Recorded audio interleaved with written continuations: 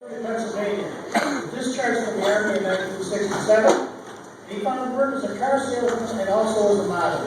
Encouraged by his son, he became a ring announcer in October of 1982. He soon was working on ESPN. In 1983, in an attempt to energize the crowd during pre-fight introductions, he coined the phrase, "Let's get ready to rumble." The expression soon skyrocketed in popularity and has become synonymous with major boxing events the world over. His unmistakable voice has been center ring for major bouts involving boxing's greatest. 2012 Hall of Fame inductee in the non-partisan category, Michael Buffer.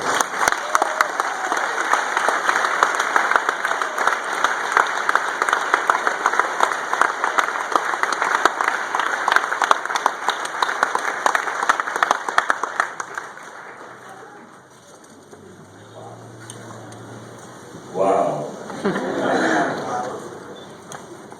Ladies and gentlemen.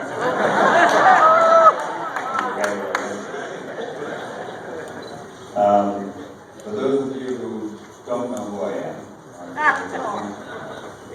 in the sport of boxing, I'm the only person in the history of that sport who have ever been in the ring with marvelous Marvin Hagler, Sugar Ray Leonard, Vander Holyfield, Mike Tyson, and none of them were ever able to lay a hand on me.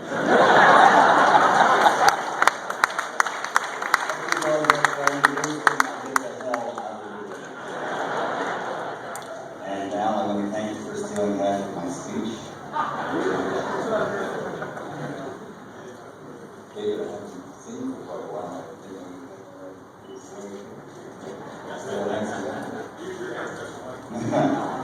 You know I'm coming there. Everybody knows about you, but I said you that. You know, it's always impossible to express how much I'm really thrilled to be here and to be honored. For me, this actually is not a dream come true because I never even had this dream. It just never seemed possible. It's beyond anything I've ever dreamed of. And what makes this day even more special is that I'm sharing it with such a special group of guys, including our posthumous inductees, Newsboy Brown, Coco Kid, Leo House, Jake Kilrain, promoter Vince Lenny, Al, it's great to see you, and Hugh McIntosh, and of course the great pioneer James Wharton.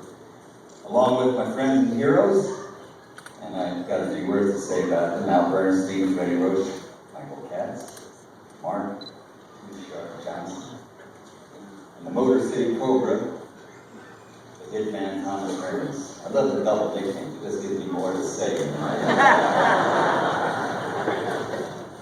Now, Al and I go back to 1983, and top rank boxing on ESPN. At that time, Al was already one of the best ever. Smart, very knowledgeable, honest, and uncompromising. But my best Al Bernstein story in memory is, remember Kenny Bang Bang Bogner?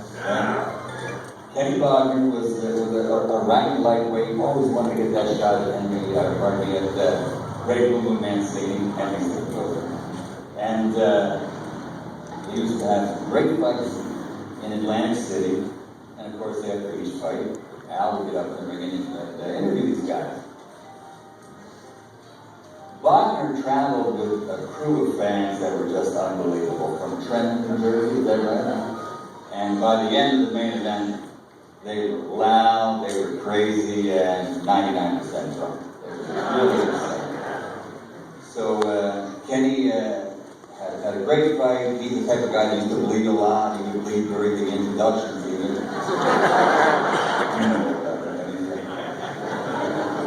And so I forget who he fought, I forget the circumstances about the fight, but they go to commercial break, he's the winner, and come back, and Al's going to interview. Now by then, a lot of these fights used to be in ballrooms and very intimate. So Wagner's crew, his posse, his gang, there's like 50 fellow Trentonians gathered around here. They're screaming, they're yelling, they're making so much noise. You know, Al is always cool. And Wagner has a hood on, but he's always chopped up and he's just hood on like this.